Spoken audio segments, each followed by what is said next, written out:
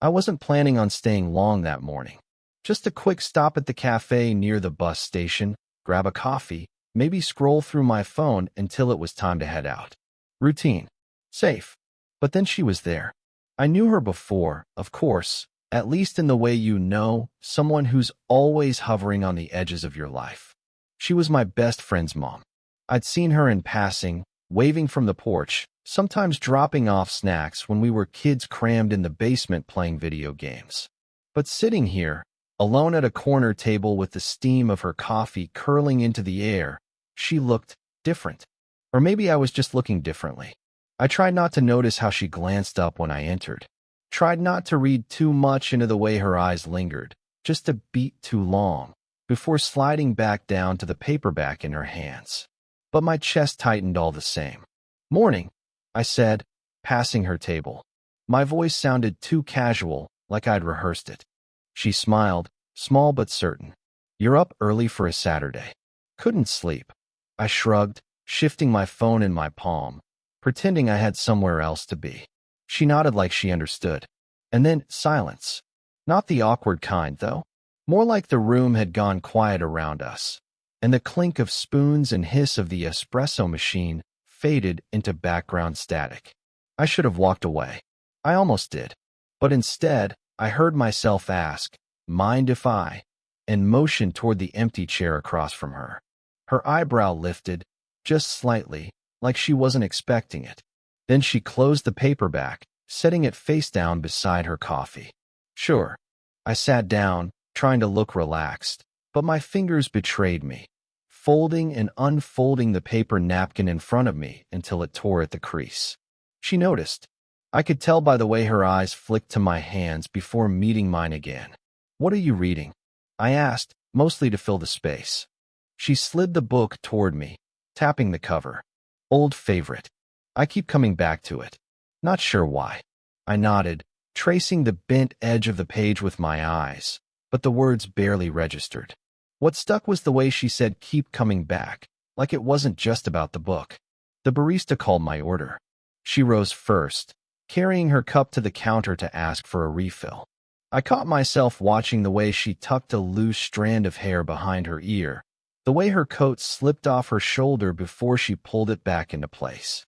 When she returned, she leaned slightly forward, lowering her voice like we were conspiring. "Does your mom still make that lemon cake?" The question startled a laugh out of me. "Yeah. She sends me back to campus with half a pan every time." Her smile deepened, soft around the edges. I always liked that about her. Thoughtful. Something unspoken hung between us then. I wanted to say something. Anything, but my throat closed up. Instead, I took a sip of my coffee, burning my tongue, and set it down too fast. The silence pressed in, not heavy, just full. I checked my phone, half to break the moment. A new message blinked on the screen. Not from my friend, but from her. I didn't even remember giving her my number. "You seemed restless. If you'd like, come by later. I could use some company while I cook." I stared at the words, pulse drumming, coffee cooling in my hands. And for the first time in weeks, I didn't feel like rushing anywhere. I almost didn't go. Her text sat on my phone all afternoon while I paced my apartment, starting things I didn't finish, half-folded laundry, a dish left soaking in the sink, a message typed and erased 3 times. I kept telling myself it was nothing. Just dinner. Just company. She probably sent it out of kindness. But when the sun slid down and the hallway lights clicked on, I found myself standing outside her door anyway. She opened it before I could knock, like she'd been listening for me. The smell of garlic and something citrus drifted out, and she smiled as if she wasn't surprised at all. "Come in." Her place was familiar, same framed photos, same furniture I remembered from high school visits, but quieter now. The kind of quiet that feels permanent. She motioned toward the counter, where chopped vegetables waited. "Can you stir this while I finish the salad?" she asked. I took the wooden spoon, grateful for the task. My hand brushed hers when I reached for the pan. Not an accident, but not deliberate either. Neither of us mentioned it. We worked side by side, small sounds filling the silence, the scrape of the spoon, the hum of the fridge. At one point, she glanced over and said softly, "It's strange, isn't it? Having you here without him." I didn't answer right away. She meant my best friend, her son. And she was right. It felt like stepping into a memory, but one that had been rearranged when I wasn't looking. "He doesn't call much anymore," she added, almost to herself. Then, catching the edge of her thought, she straightened. "But that's normal. Kids grow up." I nodded, even though something in her tone stuck. Loneliness, maybe, or resignation. Over dinner, she asked about my classes, my plans, the kind of questions parents ask out of politeness. But her eyes didn't feel polite. They searched, lingered, softened when I stumbled over half answers. At one point, she laughed at something I said about burning toast, and the sound landed warmer than it should have. I wanted to tell her I remembered the way she used to set out extra plates when I stayed over. How she'd drive us to soccer practice and hum along to old songs on the radio.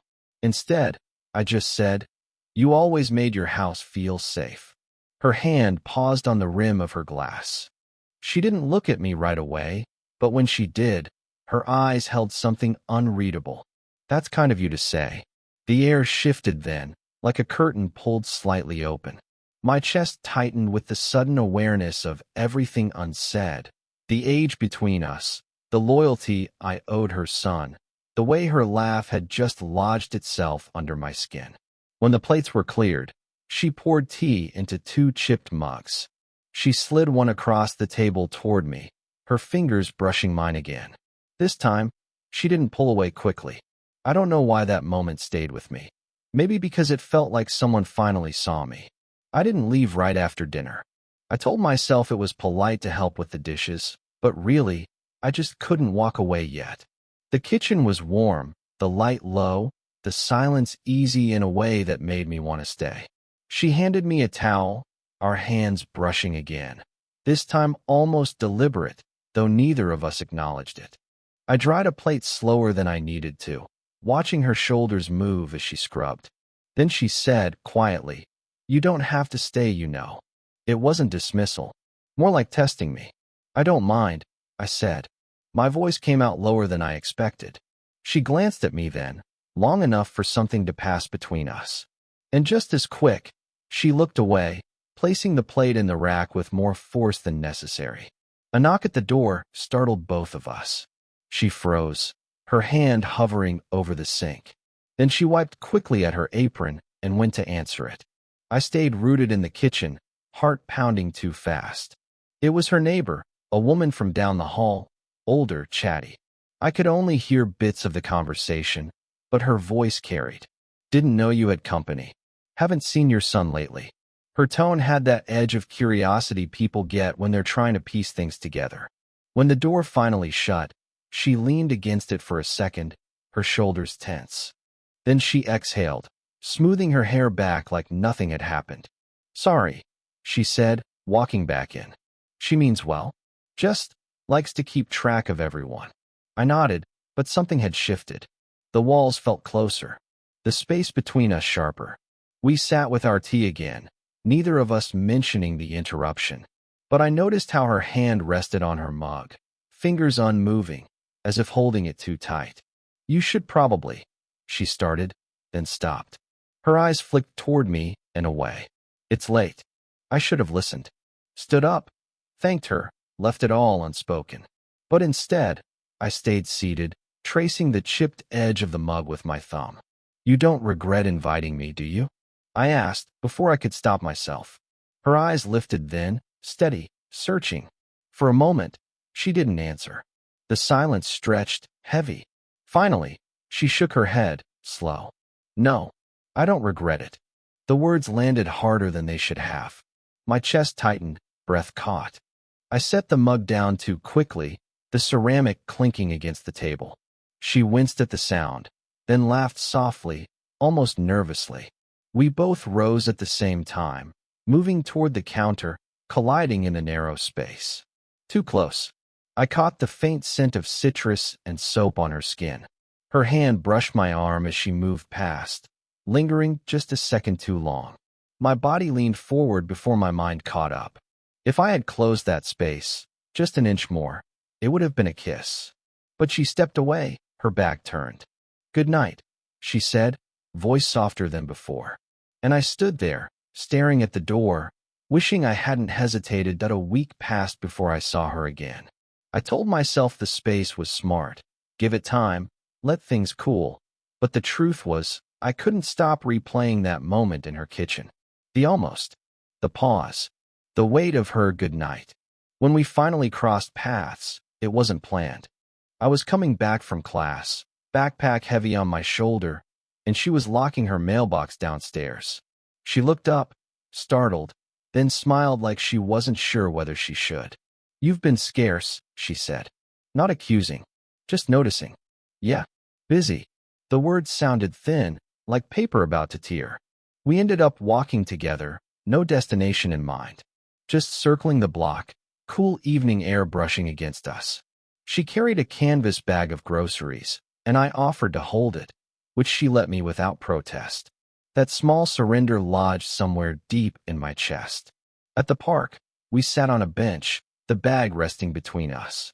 Kids' voices echoed faintly from the playground, but the rest of the street was quiet. She tilted her head back, watching the last streaks of sunlight fade. "Sometimes I think I only notice the silence once it's too late," she murmured. I wanted to ask what she meant. Instead, I found myself saying, "Your neighbor the other night." She seemed curious. Her lips tightened, almost a smile, almost not. People always are. They make stories where there aren't any. My chest burned at that. Weren't any. Did that mean me, us? I shifted, rubbing my palms against my jeans. And if there were? She turned then, sharp and startled, like I'd stepped over a line she'd drawn in chalk. For a moment, neither of us spoke. Her eyes searched mine, holding something I couldn't name. Fear, maybe. Or want. Or both. Finally, she exhaled, the sound fragile. "He's your friend." The words cut, though she didn't mean them to. I almost laughed, but it caught in my throat. "Yeah. He doesn't call much anymore, though." Her gaze dropped to her hands folded in her lap. She pressed her thumb against the edge of her ring finger where no ring sat anymore. "That's not the point," she whispered. I leaned back, staring up at the trees overhead, leaves shifting in the breeze. My chest felt too tight. "You know, I keep telling myself it's just." I stopped, chewing the inside of my cheek. "But it doesn't feel just anything." She didn't answer, just sat still, like if she moved, everything might spill over. The bag between us rustled in the wind. I reached to steady it, and in the motion, my hand brushed against her knee. The contact was fleeting, nothing to anyone passing by. But to me, it felt like stepping off the edge of something. She didn't pull away. Instead, she turned her face toward me, eyes unreadable in the fading light. And for a breathless moment, the distance between us felt like the thinnest thing in the world. Then she whispered, almost too low to hear, "What are we doing?" After that night on the bench, I thought something would happen.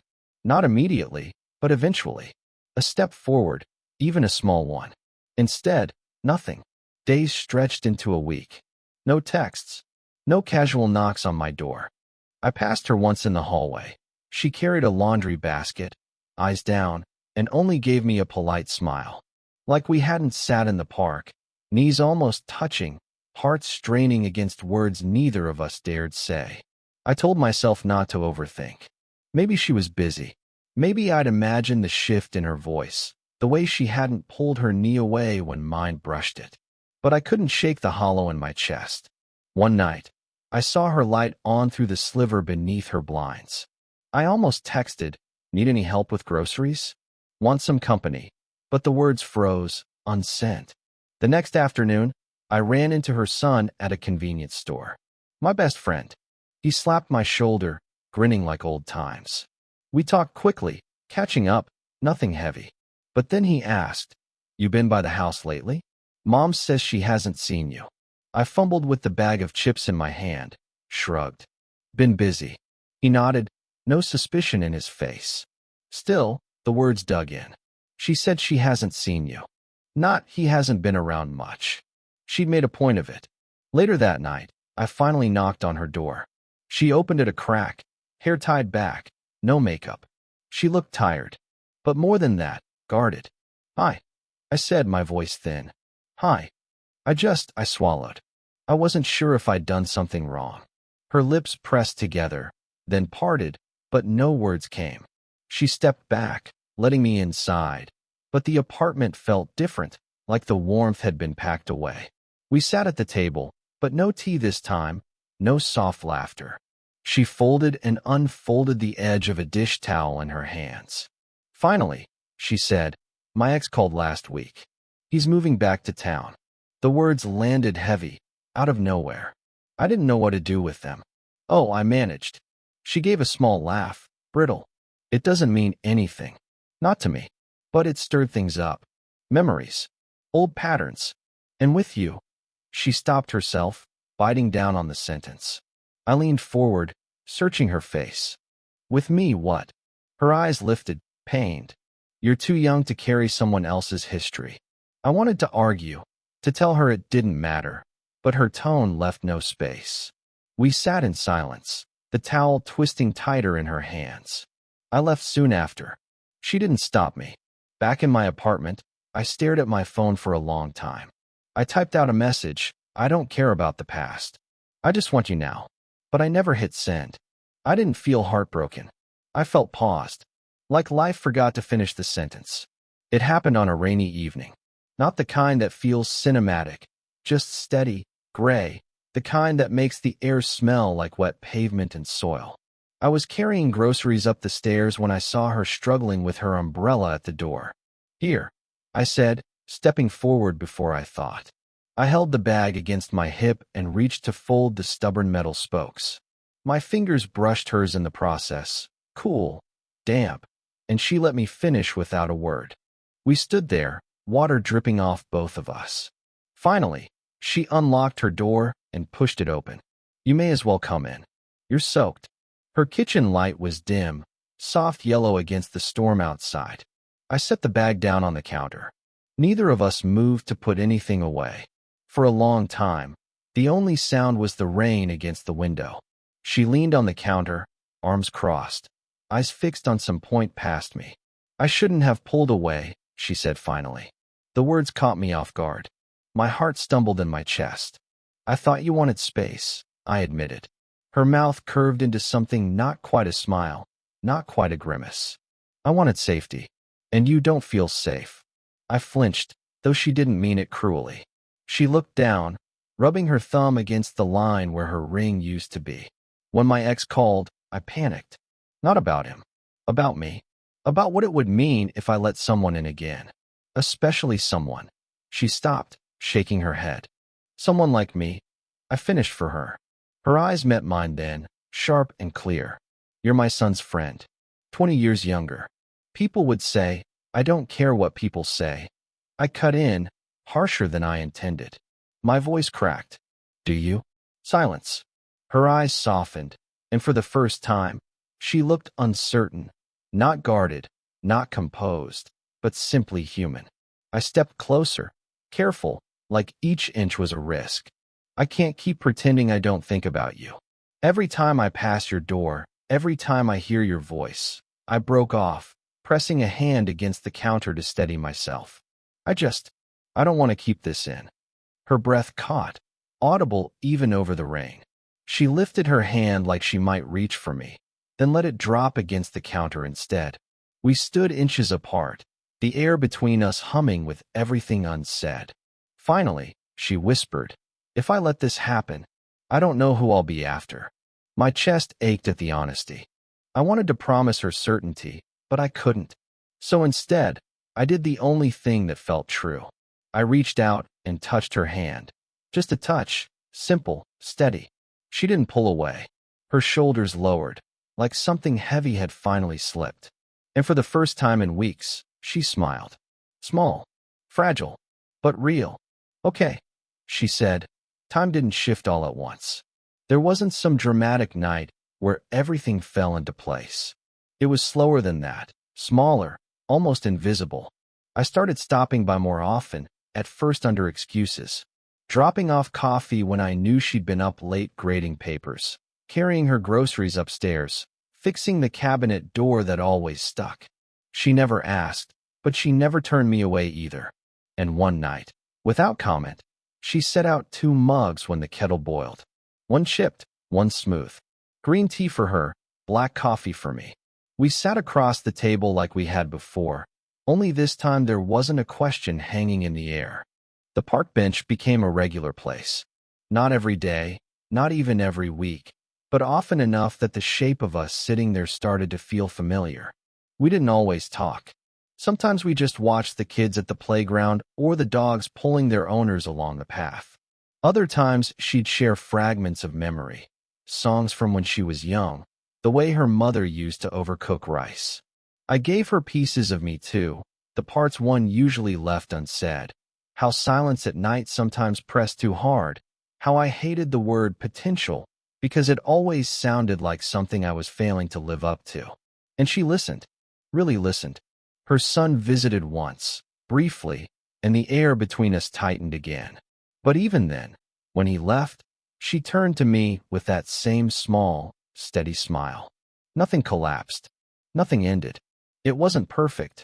There were still pauses where fear slipped in, moments where one of us pulled back just enough to feel the edge. But the difference was, we kept coming back. Like her favorite book, dog-eared and worn, chosen again because it felt right in the hands. One morning, 8:47 a.m., I caught her in the lobby leaving for work. She looked tired, hair pinned loosely, but when she saw me she laughed softly and handed me her thermos without a word. I took it, sipped, made a face at the bitter coffee inside. She shook her head, amused, and for some reason, that simple exchange felt like more than any declaration could. Now, when I think back to the first time we sat across from each other at that cafe, steam rising, silence too loud, I realize what changed. Not that the silence disappeared, but that it stopped feeling empty. The spaces between us, the pauses, the hesitations, they'd become part of the language we shared. A language no one else would hear. I don't know if it's forever. I don't even know if that matters. What I do know is this. When she looks at me now, she doesn't look away. And that feels like enough. What kind of quiet, real love stories do you want to hear next?